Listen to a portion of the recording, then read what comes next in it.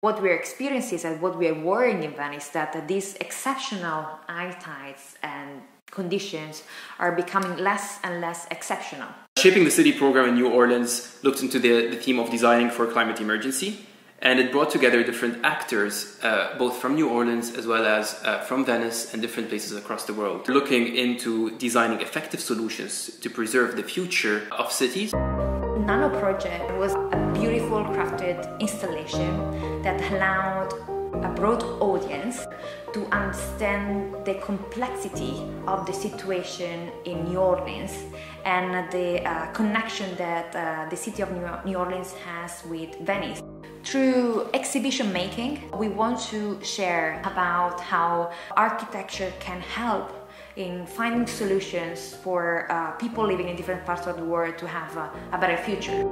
Welcome to the Blue Economy Primer, a New Orleans-based podcast where you learn from the experts the practical tools and solution sets that will empower your community to adapt and thrive in a new blue era of rising seas and economic discontinuity.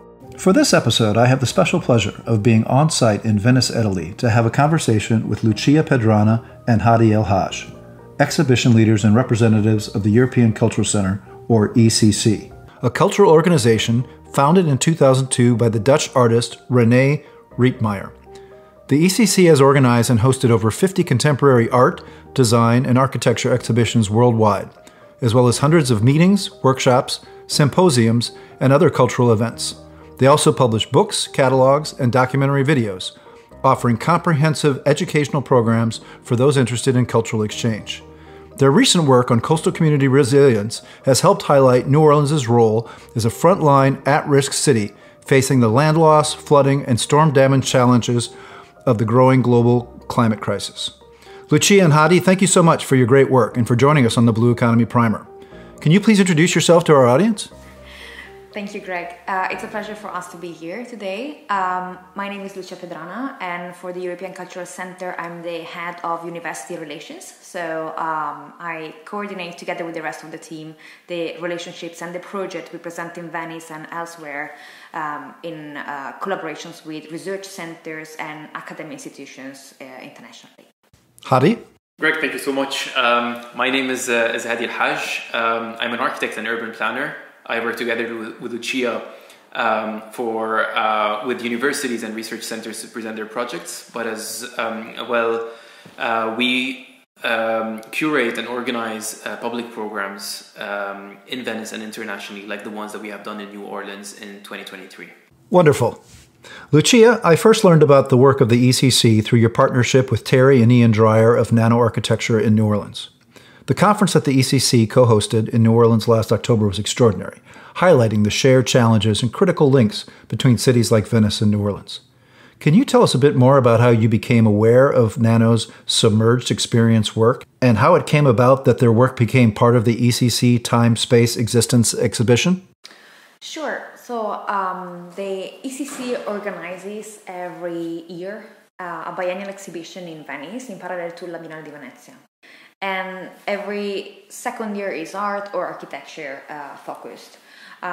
What we do since 2011 is to have these exhibitions in the art of Venice and create a platform where international practitioners, academic institutions, research centers, artists creating projects for the community, they can present their work to a broader audience. And it is part of our mission to create a snapshot, a photograph, let's say, of what is the current status of research and application of architecture and design worldwide. While doing so, we also understand, let's say, which part of the world they are less explored or less exposed internationally, from the perspective of being in Venice and having every second year an exhibition that really documents the international situation. And we wanted to dive into the research and the work of practitioners in certain parts of the world that were not presented before. So we learn about these this existing dialogue, of course, between Venice and New Orleans, and we wanted to understand more what was happening in Louisiana or in the south of the US, and this is how we got to learn about the work of Nano. And since the goal is also not to only present the work of very well established international studios, but also to share what is happening in emerging and mid-sized studios, we thought that Nano was a great example of practice that could present their experience and their work on our international platform. So this is how we started the conversation. And through the dialogue with Terry and Ian, we learn more and more about these communalities that are between Venice and New Orleans. We learn more about their own practice, and we learn more about the history also of New Orleans. They came up with a proposal for the Time Space Existence 2021 exhibition that was beautifully crafted, beautifully researched. So there is a lot of material that was presented in Palazzo Mora, which is one of our venues, and it was a beautiful way how to present to a broader audience, not only like an audience of professionals in architecture, what is the situation in New Orleans and how similar are Venice and New Orleans through a very beautiful immersive installation. So this is how everything started, and the first time we worked with Nano was therefore back then for a 2021 exhibition. Through the months we of course kept talking about what can be done more than exhibiting, or what the exhibition could create an opportunity for. And this is how we started thinking about creating something in New Orleans. So to take inspiration and benefit from this opportunity that was created through an international experience for them to come to Venice, and how this experience could bring something back home, if that makes sense. And that's why we started thinking about, not through exhibition making, but through a research project that has the shape of our Shaping the City Forum that we started as ECC in 2018. How to use the format of Shaping the City to add to the conversation, to bring the international experiences to New Orleans, and how to foster further discussion and somehow put together the stakeholders in New Orleans to make them understand that only through collaborations between practitioners, policymakers, and academia, something can be really made. And I mean, this is how we ended up in New Orleans last October, and we really enjoyed and learned a lot through that experience of bringing together a very diverse group of professionals, discussing, arguing also, and sharing what is their points of view, and it was beautiful for us to see also what was the outcome of this conversation, and how still the conversation is going on. Yes, well, as I said, it was a fantastic exhibition and it was inspiring to see. I want to remind our listeners that the references for much of the information that Lucia is sharing will be on the podcast episode webpage, so you can dig in deeper, including information about the Shaping the City program that they are working on. Lucia, can you tell us a bit more about the ECC's Venice Biennale work, as well as the ECC's role in promoting and supporting parallel events and outreach? Every second year, we have our Time Space Existence architecture exhibition, which runs in Venice in parallel to La Biennale di Venezia. And it takes place in the ECC Italy venues of Palazzo Mora, Palazzo Bembo, and Marina Ressa Gardens. We present about 200 different projects coming from architecture studios, academic institutions, designers, and artists working within community. And every year, at the end of the exhibition, which is normally end of November, we have an awarding ceremony. So we, with the support of an international jury, we select a group of winners for each of the categories represented in the exhibition, that normally are architecture, university and research, design, and art. And in 2021, Nano won the Architecture Award. And this is for us a very important opportunity to, not only exhibit, but also to thank the exhibitors. They bring their own work to Venice and to celebrate together what has been our journey together through the exhibition making and not only. So what do you think were some of the elements or aspects of Nano's submerged experience submittal that made it stand out among the hundreds of other ECC Architecture Award submissions? Nano project presented in 2021 was really complex, meaning that not because it was difficult to understand, it's the other way around. There was like a beautiful crafted installation that allowed a broad audience, made not only of professionals in the field of architecture, to understand the complexity of the situation in New Orleans and the connection that the city of New Orleans has with Venice, and because of their location on a lagoon or on wetlands, because of the effects of climate change on these two cities. So it was very impressive, the outcome, of course, but also the amount of work and research that has been done by Nano together with their partners, and also the way that was translated for the broader audience. What were some takeaway lessons for you after your visit to and experience in New Orleans? Did it change your understanding of Nano's work and how they promote awareness of community climate crisis issues?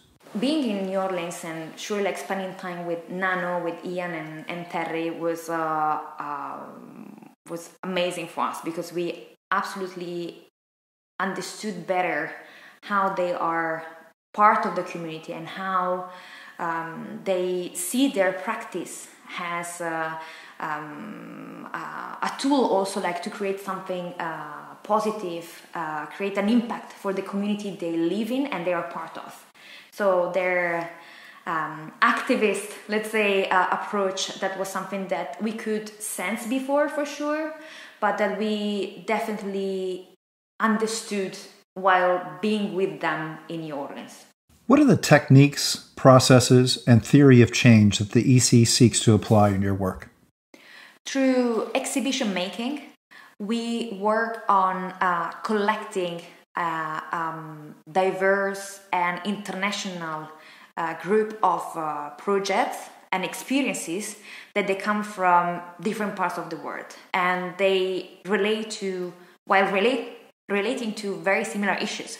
So we want to share with professionals and with a broader audience, which is not that much like technical, about how design architecture works, what are communalities and differences between different parts of the world, and how architecture reacts on these situations, and how architecture can help in finding solutions for people living in different parts of the world to have a better future.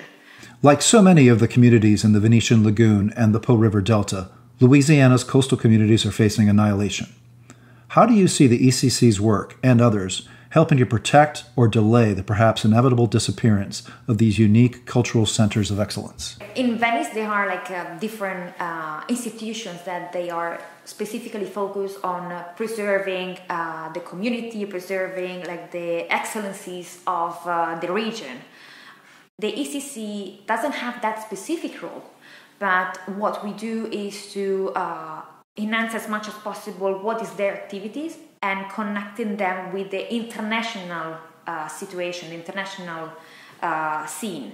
So we bring what is happening around the world to Venice, and then we invite Venetian stakeholders to see what is happening there.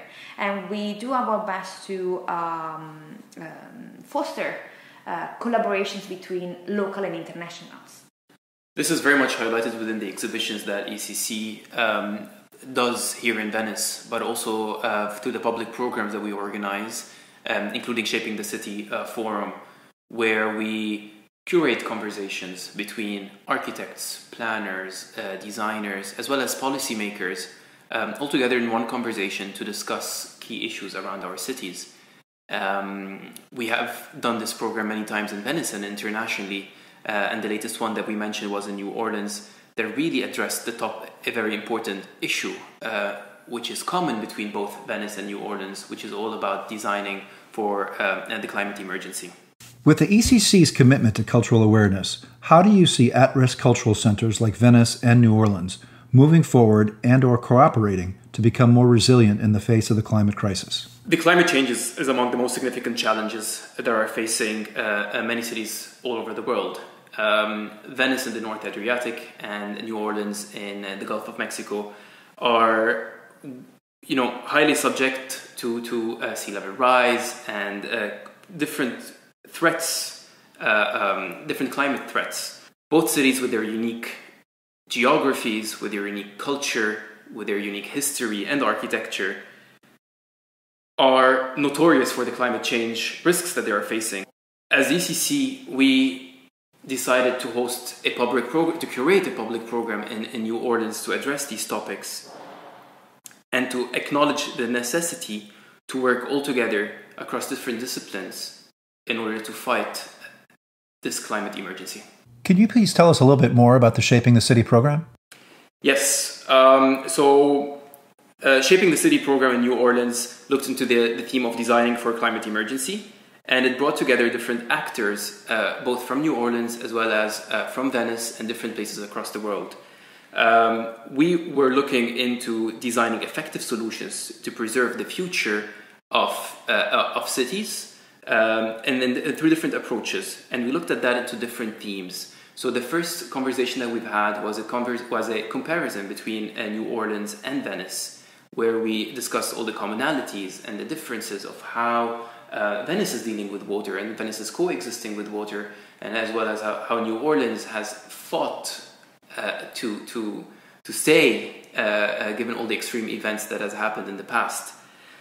This was one of the main topics we addressed. We also talked about how climate change is very much linked to environmental justice and social justice in low-lying communities and low-lying geographies, such as particularly in New Orleans. We also showcased different case studies and different examples from across the world to catalyze urban climate resilience, and for that we covered a large scope, ranging from different European examples, from Denmark to Venice to the Netherlands to Southeast Asia, as well as many different examples in the Americas. At Deep Blue, we are focused on the blue economy and blue technologies in the context of coastal community resilience. What does the blue economy and blue tech development mean to you, and how do you see the ECC's work engaging these issues? The ECC is not a research center. It's not like a producer or new contents or research or solutions. It's our mission is really to raise awareness on these important topics that are touching all of us, independently for where we are, where we live, and how we live. But it's important for us to learn first in order to be able to raise awareness, to educate through exhibitions, through the public program as Shaping the City and other events that we host and create in Venice and internationally, and also through the collaborations that we create. With those, they create the research and then they propose the solutions to these very important issues.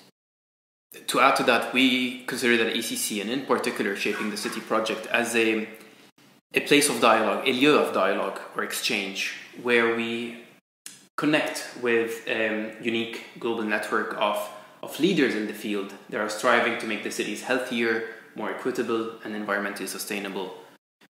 Within the project, we try to always uncover transformative, evidence-based solutions for pressing urban challenges such as the climate emergency that we're dealing with, and that was very much highlighted in New Orleans. And finally, we always try to bridge the gap between the research, the policy, and practice to mobilize different kinds of, resources to support equity for today's generation and for the future generations of cities. Do you have any favorite or key benchmarks or statistics that crystallize the global climate crisis for you, perhaps related to specific impacts on Venice or other coastal communities around the world? Speaking about Venice in particular, maybe it's very important to highlight acqua alta, or the high rise of water.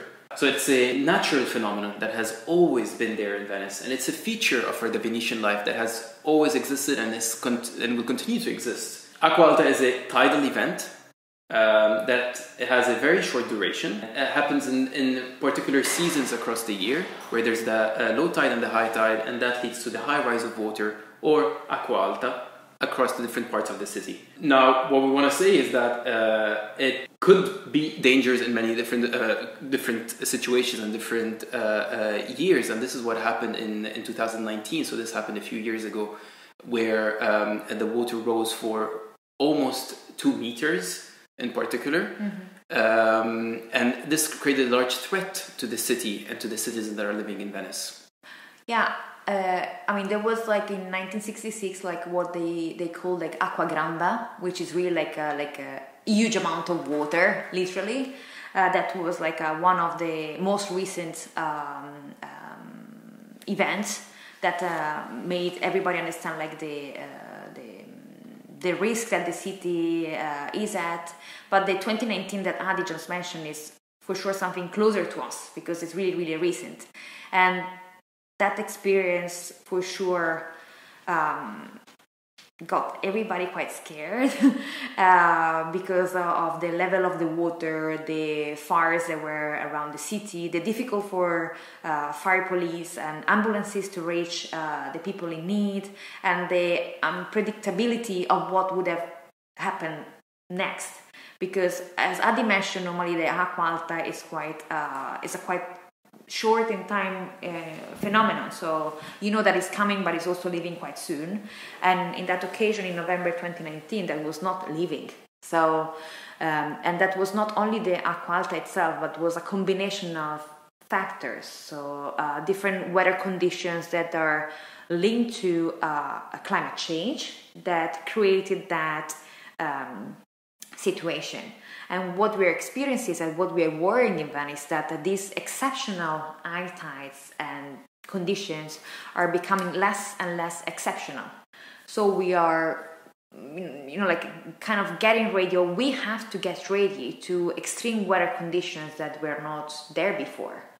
And for that, for sure, there are like some of the actions taken by the local authorities, like the MOSE, or like other things that we see in place to prevent like damages, etc. But this unpredictability of what can come next is really what worries the community of Venice, because it's not what we have been always used to. Maybe it's important also to highlight what is the reference here of water and how much the water rises. So the tide values are always indicated in centimeters and have a reference of 0 according to the convention that has been established in 1897, basically. But since Venice is walkable and it's made of different islands that are connected through hundreds of bridges, it is not a homogeneous plain.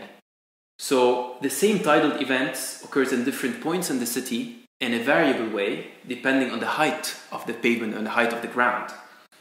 So also to give it into more perspective, everyone is very much aware of Piazza San Marco, but Piazza San Marco is the lowest point an area in Venice, where the high water becomes directly perceptible when the height of the tide is just greater than 82 centimeters. So if the tide rises above or up to 105 centimeters, you can already observe around 20 centimeters that you can see with your across your feet, let's say. Other places like are in front of the train station or the Yalto Bridge, which also mark key points inside the city, have different heights and different levels across along the water, and they have different perception, and you can see a different way where the water and the edge of the water blurs with the fondamente that we have, or the boulevards where people walk. So being low in frequency, events with a tide above 140 centimeters are considered to be exceptional. But as Lucia mentioned, above 40 centimeters is becoming the new norm. And that is the tricky part.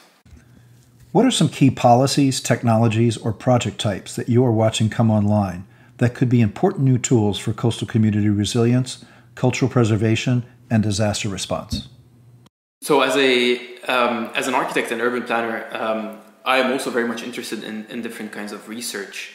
And the project that I'm embarking right now is a PhD research project between the University of Venice and TU Delft in the Netherlands, which is all about the intersection of climate change, health in coastal areas. So what is the impact of climate change that we have on the health of citizens in coastal areas? So I'm particularly going to be researching about water-sensitive design, create a new catalog of tools and solutions to combat climate change in coastal areas from an urban design and architecture perspective. In Venice, since 2020, we have an operational barrier, which is called MOSE, which is this engineering tool that has been constructed over tens of years that rises every time there's a high tide. So MOSE can protect Venice and the lagoon up to 3 meters high tide and from a sea level rise of up to 60 centimeters for the next 100 years.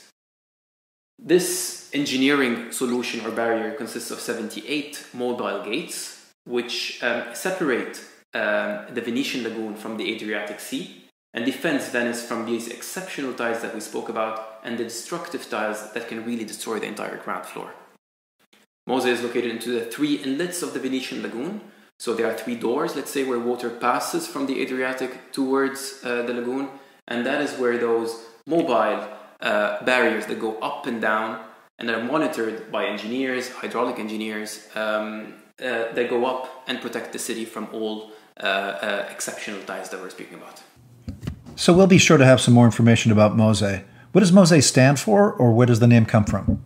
Sure, so it's an Italian acronym, MOSE, which is Modulo Sperimentale Elettromeccanico, which translated is Experimental Electromechanical Module.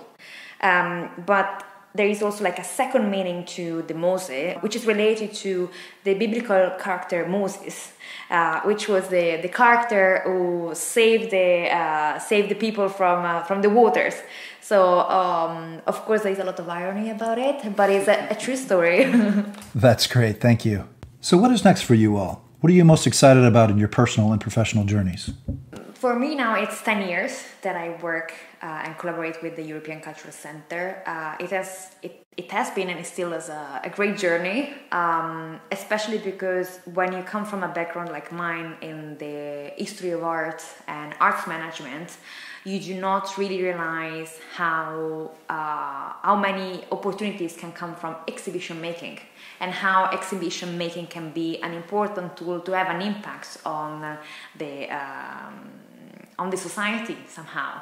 So what I wish for the future of my personal career at the ECC and for the ECC in general is to continue creating opportunities for all those doing such an important work internationally to be seen, to be understood, and to move forward. So again, to use the opportunity we have in Venice to push the actions that the others professional in this field can move forward. What about you, Hadi?